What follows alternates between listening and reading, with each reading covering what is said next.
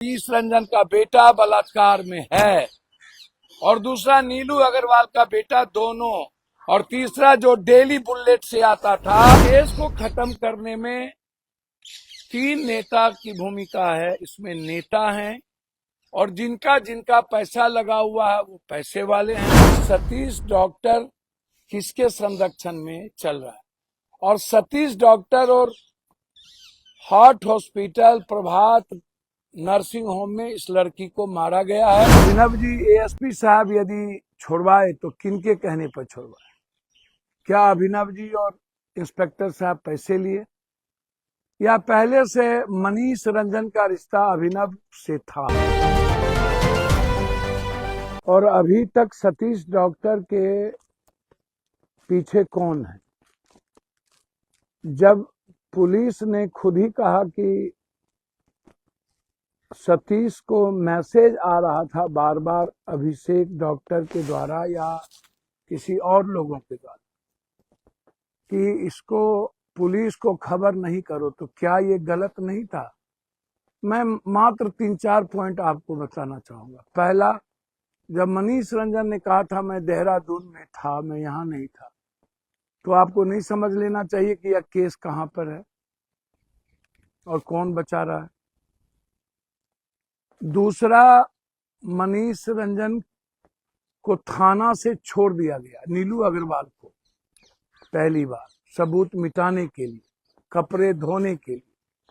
5 वो लड़के कौन है, जिसमें 3 लड़के बलात्कार में बिल्कुल इन्वॉल्व हैं।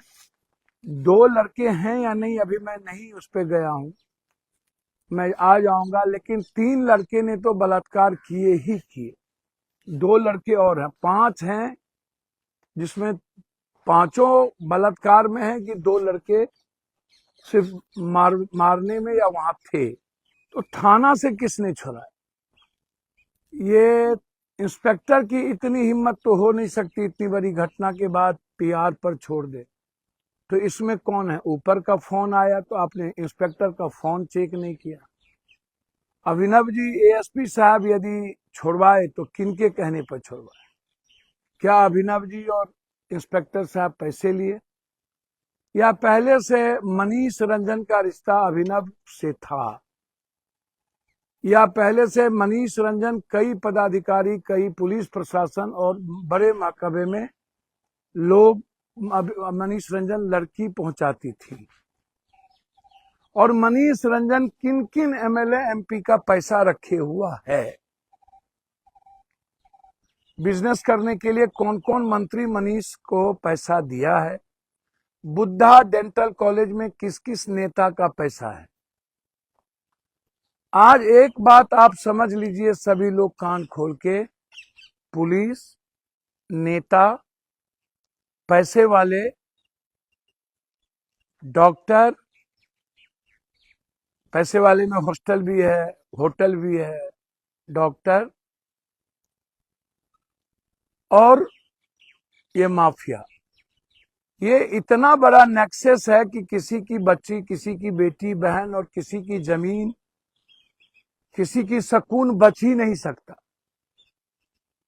1 तारीख को लगभग हॉस्टल में 10% भी बच्चियां नहीं थी, 20%, और होटल लगभग फुल था।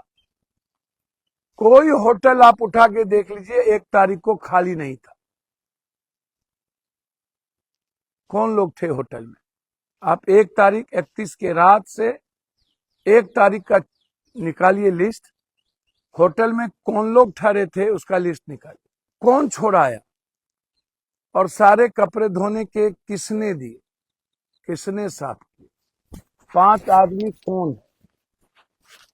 और सब कुछ के जानने के बावजूद केस को जहानाबाद ले जाना। कल भी एक लोग कह रहे थे कि जहानाबाद में केस है, अरबल मोड़ पर ऐसा हुआ।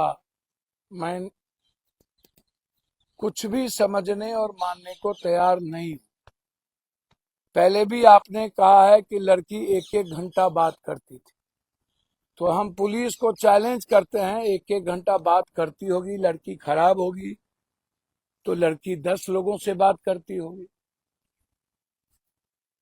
एक लोगों से तो बात करती नहीं होगी। यदि लड़की का कोई एक दोस्त होगा तो कोई भी अपने दोस्त से आधा घंटा 1 घंटा बात कभी कभी कर सकती है। क्या लड़की डेली 1 घंटा बात करती थी? तो पूरा प्रयास किया गया केस को खत्म करने की। और फिर मैं बार बार एक ही बात कहता हूं कि सतीश डॉक्टर किसके संरक्षण में चल रहा है?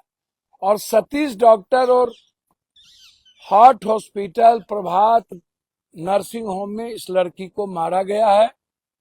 मैं हाथ जोड़ के प्रे करता हूं, प्रभात हॉस्पिटल कोई मत जाओ। वो नरभक्षियों का अड्डा है, वो नरसंहारियों का अड्डा है। उसने मेरी बेटी का कत्ल किया है और वो कातिल है, वो कातिल है, उसने मारा है। मेरी बच्ची को मारने में इन मनचले नरभक्षी लड़के की हाथ है, लेकिन उसको कत्ल करने में उस हॉस्पिटल का हाथ है।